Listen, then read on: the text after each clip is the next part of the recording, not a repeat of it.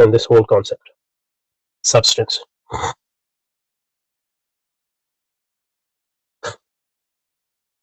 Linguistically speaking, substance is derived from Latin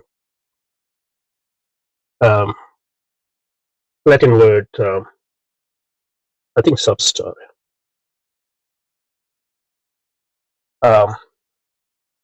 from substrate, which means standing firm.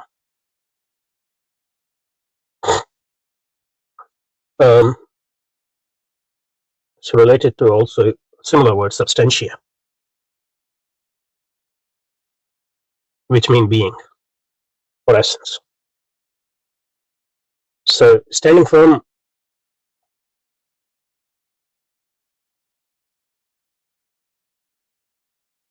refers to, or tells us the core of the concept of substance, something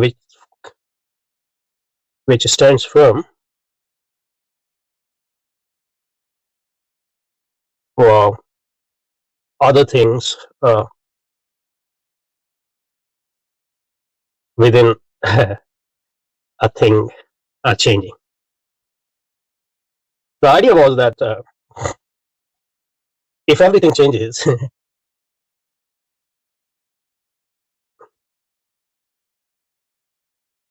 then we can't understand, can't make sense of a change within something. So there must be something standing firm while things around it changes. So for example, we can make sense of change in a color of a table, for example, while the core table stands firm, for example. That was the, and what is standing firm within a thing? That's called substance, ultimately, obviously. That's the idea. That's the idea. So you will see that in all the definitions.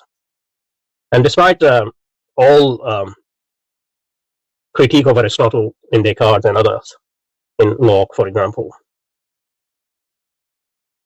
modern philosophy retains the basic concept of substance. So the core concept in Descartes' positive philosophy is substance, and his definition of substance had huge impact on both empiricist traditions and empiricist tradition through Locke, and rationalist traditions through for example, Spinoza and others.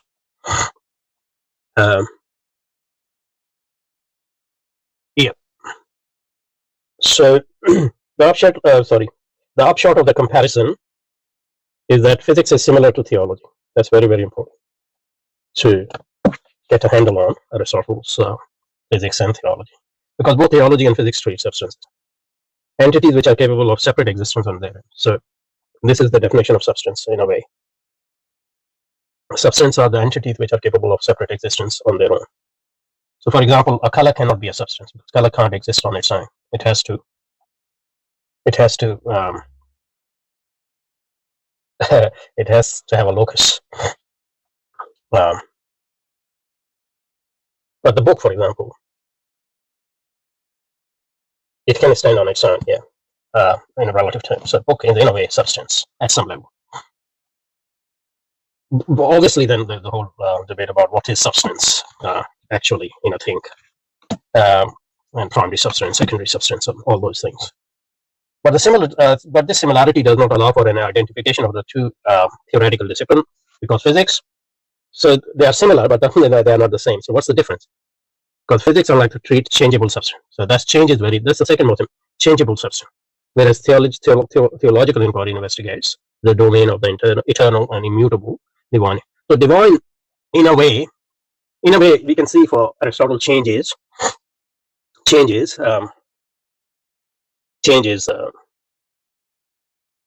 something.